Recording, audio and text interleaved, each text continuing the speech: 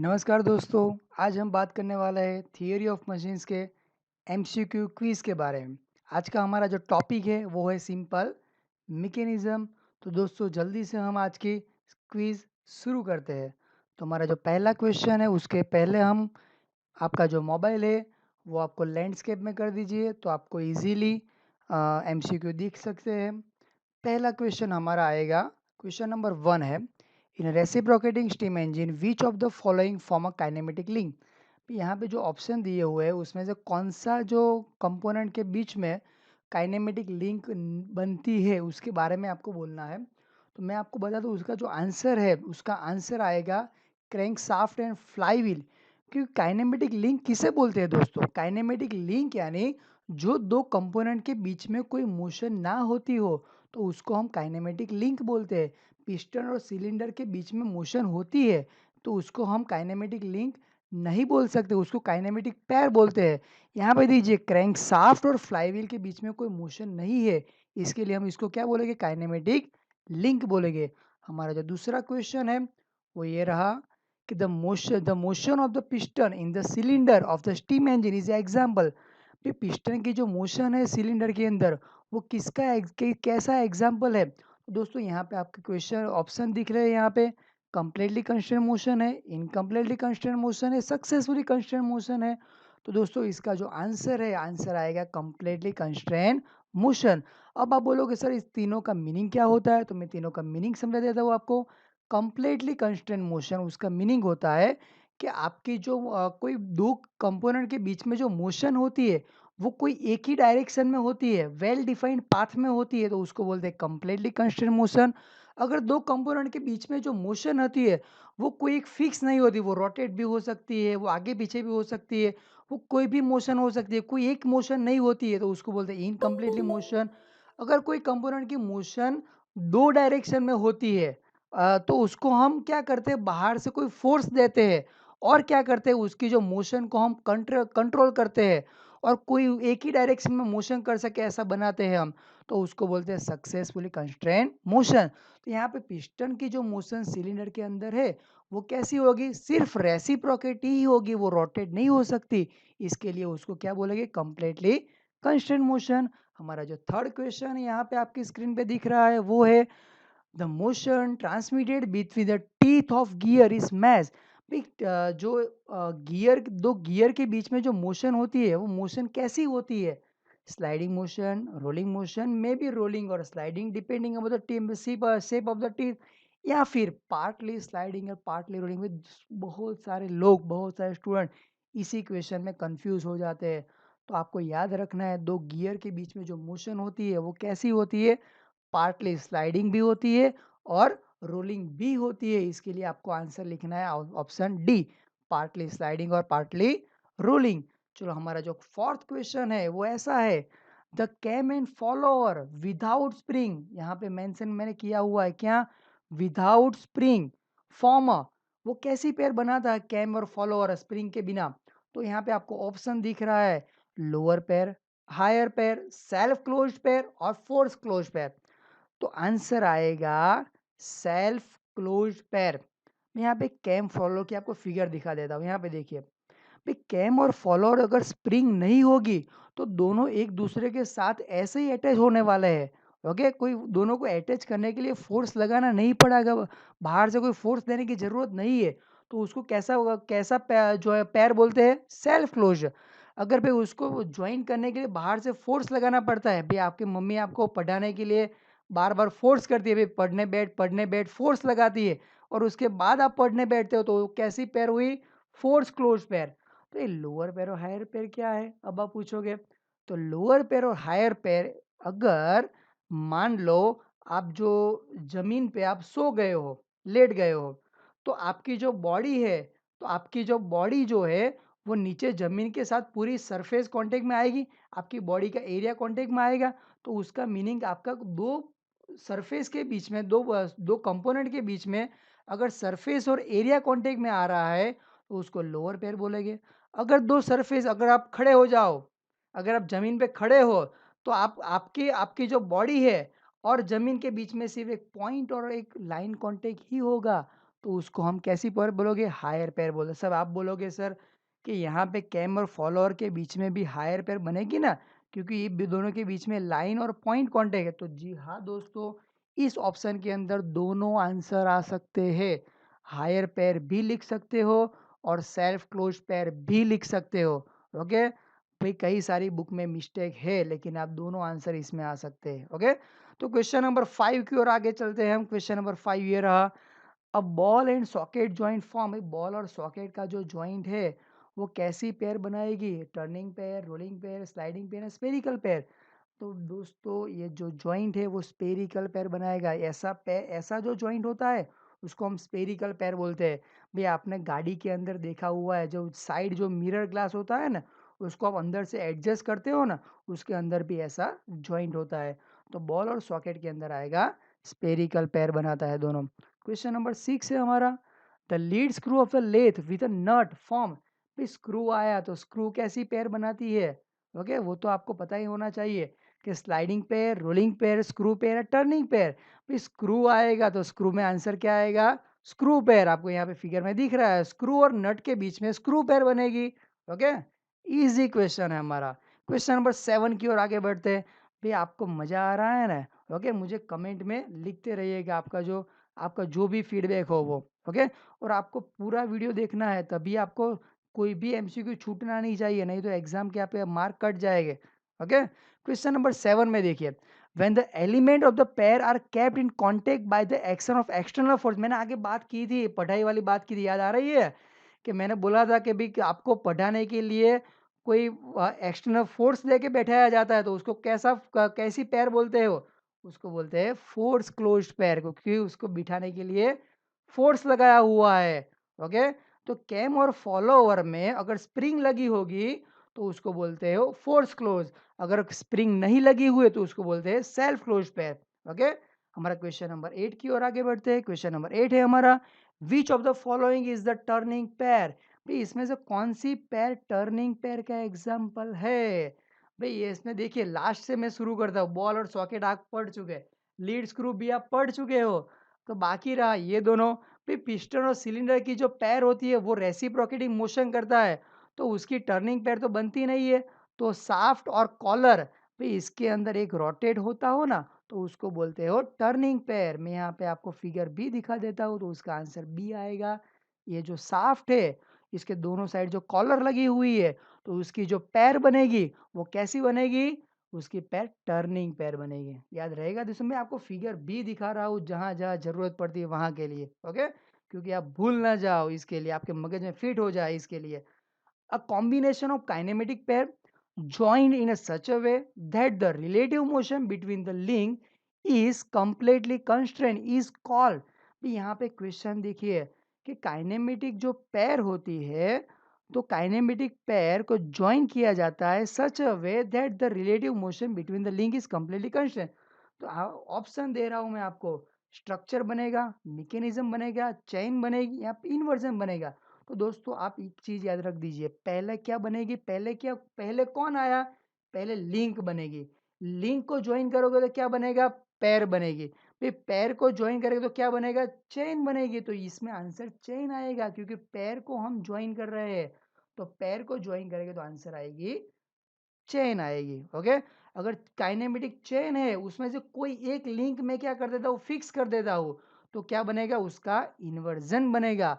तो इस मेथड को इन्वर्जन कहते हैं। और जो इन्वर्जन बनाने की जो मेथड, इन्वर्जन के बाद जो मैकेनिज्म जो मैकेनिज्म बनता है उसको हम मैकेनिज्म बोलते हैं। ओके, तो मेथड को इन्वर्जन बोलते हैं, जो आउटपुट मिलता है उसको मैकेनिज्म बोलते हैं। ओके, याद रखिएगा ये भी। तो हमारा आंसर आएगा काइनेमेटिक चेन। फिर क्वेश्चन नंबर 10 की ओर आगे बढ़ते हैं, जल्दी जल्दी जल्दी। The relation between the number of pair P and the forming a kinematic chain and the number of link. भाई काइनेमेटिक पेयर और लिंक के बीच में रिलेशन क्या है? बहुत इजी क्वेश्चन है। आपको क्या याद रखना है? दो चार याद रखना है। क्या याद? दो और चार। तो L is equal to 2p-4। तो L का मीनिंग क्या हुआ? लिंक हुई। P का मीनिंग क्या हुआ? पेयर हुई। तो L is equal to 2p-4, ये क्या है? रिलेशन है लिंक और पेयर के बीच में। यहाँ पे एक चीज दिख रही है आपको, कमेंट। यानी क्या करना है? आपको कमेंट में आपको आंसर लिखना है कि भाई काइनेमेटिक जो चेन बनाने के लिए कितनी नंबर ऑफ लिंक मिनिमम होनी चाहिए। 2 लिंक क्या काइनेमेटिक चेन कह सकते हैं? 3 लिंक क्या काइनेमेटिक चेन कह सकते हैं? अगर कह सकते हैं तो आपको कमेंट में लिखना है कितनी चेन हो मिनिमम, तो उसको काइनेमेटिक चेन बोलते हैं। दोस्तों जल्दी-जल्दी हम क्वेश्चन नंबर 11 की ओर चले जाते हैं। क्वेश्चन नंबर 11 ये रहा हमारे आपकी स्क्रीन पे। The relation between the number of link L and the number of binary joint J for a kinematic chain having the constraint motion is given by J is equal to 3/2L minus 2। तो अगर इसके अंदर मैं J और L की value put करता हूँ तो उसका जो लेफ्ट हैंड साइड है वो राइट हैंड साइड से ज़्यादा आएगा, तो वो किस टाइप की चेन कहलाएगी दोस्तों? तो मैं आपको ऑप्शन दे देता हूँ यहाँ पे। वो लॉक चेन कहलाएगी, कंप्लीटली कंस्ट्रेंट बोलेगी, या सक्सेसफुली कंस्ट्रेंट बोलोगे, इनकम्प्लीटली कंस्ट्रेंट बोलोगे। तो उसका जो आंसर है उसका आंसर क्या आएगा? लॉक चेन कहलाएगी दोस्तों। वो क्यों आएगी वो आप यहाँ पे समझ लीजिए। उसकी जो राइट हैंड साइड जो है, उसकी जो राइट अगर उसकी लेफ्ट हैंड साइड जो है राइट हैंड साइड से ज़्यादा आएगी तो उसको लॉक चेन कहलाएगा। अगर दोनों सेम आएगी वैल्यू, अगर इसके अंदर जॉइंट और एल की वैल्यू पुट करता हो और दोनों की वैल्यू सेम आती है तो उसको कंस्ट्रेंट चेन बोलते हैं। अगर राइट हैंड साइड की वैल्यू ज़्यादा आती है किससे? एलएचएस से, तो उसको बोलते हैं अनकंस्ट्रेंट चेन बोलते हैं। समझ में आ गया दोस्तों अब आपको? चलो हम जल्दी से क्वेश्चन नंबर 12 की ओर चले जाते हैं। क्वेश्चन नंबर 12 है हमारा, if n link are the connected at the same joint, the joint is equivalent to। ये बहुत इंपॉर्टेंट क्वेश्चन है। क्या क्वेश्चन है? अगर एन लिंक है वो कनेक्टेड किया जाता है, मैं आपको यहाँ पे आंसर भी दिखा देता हूँ। ओके, क्या है? If N link are connected at the same joint, अगर आपके पास एन लिंक है, ओके, तो वो कितने लिंक कितने बाइनरी जॉइंट के बराबर होगी? ओके, क्यों आएगा एन माइनस वन? तो आपको याद रखना है, अगर यहाँ पे 3 लिंक ज्वाइंट हो रही है तो वो कितने बाइनरी ज्वाइंट हो गए? 3 माइनस वन करने हैं आपको। अगर 4 ज्वाइंट होगा तो 4 माइनस वन बाइनरी ज्वाइंट करना है, 5 होगा तो 5 माइनस वन बाइनरी ज्वाइंट आपको करना है। एन का मीनिंग क्या होगा? नंबर ऑफ लिंक है। अगर 5 लिंक है तो 5 माइनस वन करोगे उतने बाइनरी ज्वाइंट यहाँ पे बनेंगे। ये इंपॉर्टेंट क्वेश्चन है, आपको याद रखना है। अभी इसी क्वेश्चन के आधार पे हम दूसरा क्वेश्चन ले रहे हैं यहाँ पे।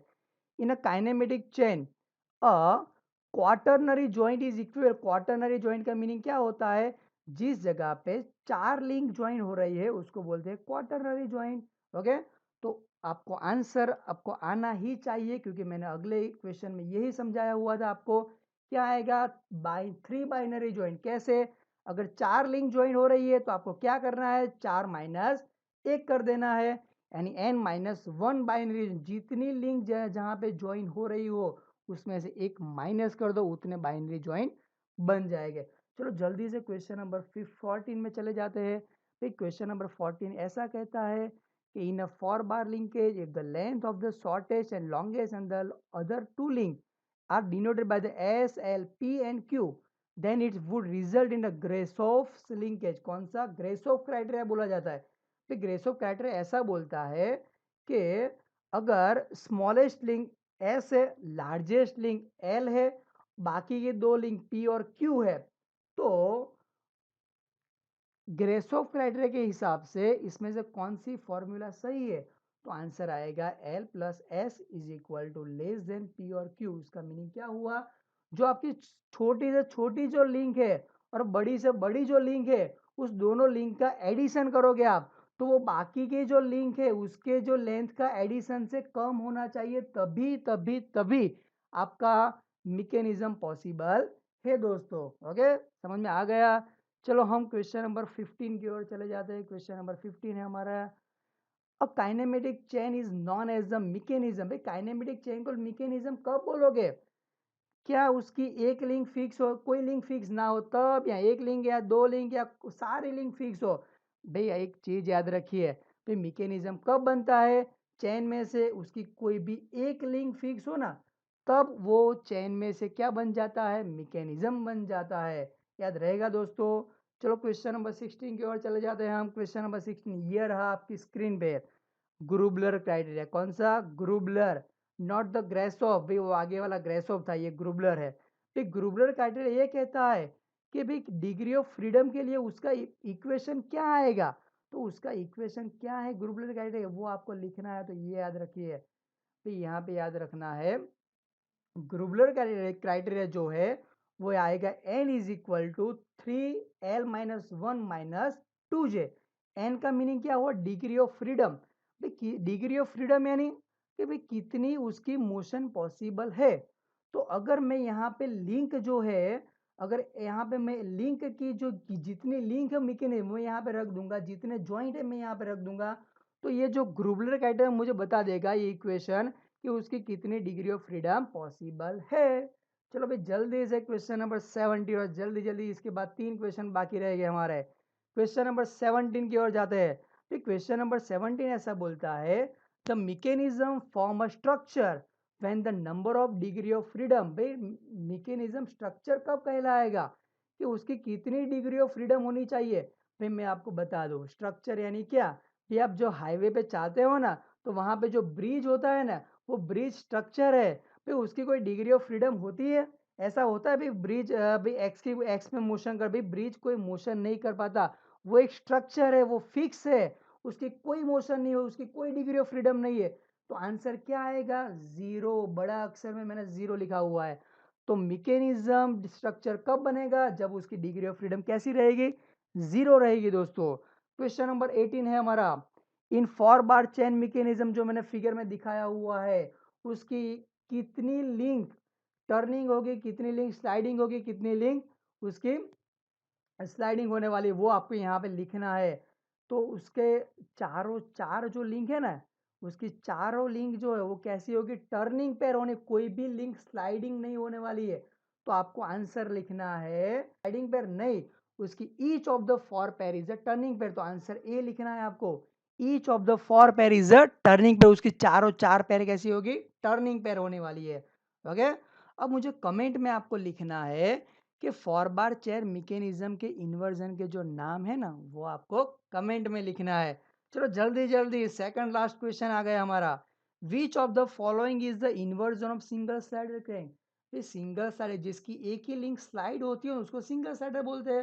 भाई सिंगल स्लाइडर में इसमें से कौन सा एग्जाम्पल सिंगल स्लाइडर का है? जी हाँ दोस्तों, उसके लिए आपको सिंगल स्लाइडर के इन्वर्जन याद होने चाहिए। तो मैंने यहाँ पे लिख दिया है इतने इन्वर्जन सिंगल स्लाइडर के हैं। इसमें से कौन सा ऑप्शन दिया हुआ है आपको? विथवर्थ दिया हुआ है। तो आंसर क्या आएगा? Whitworth quick return mechanism. Whitworth quick return mechanism is the inversion of single slider. क्यों? क्योंकि उसकी एक ही लिंक क्या करेगी? स्लाइड करेगी। ओके। चलो लास्ट क्वेश्चन दोस्तों। Which of the following is an inversion of double cider, जिसकी दो लिंक्स स्लाइड करती हो। तो उसके लिए इसका ऑप्शन आपके स्क्रीन पे ये रहा दोस्तों। भाई उसमें से इसमें से कौन सा एग्जाम्पल जो है वो डबल स्लाइडर का है? तो उसके लिए आपको वो तो पता होना चाहिए ना, डबल स्लाइडर में कितने कितने इन्वर्जन आते हैं। डबल स्लाइडर में इलिप्टिकल ट्रेमल भी आता है, ऑधाम कपलिंग भी आती है और स्कॉचक मैकेनिज्म भी आते हैं। तो इसमें से कौन सा ऑप्शन दिया हुआ है? इलिप्टिकल ट्रेमल। तो आपको लिख देना है इलिप्टिकल ट्रेमल लिख देना है।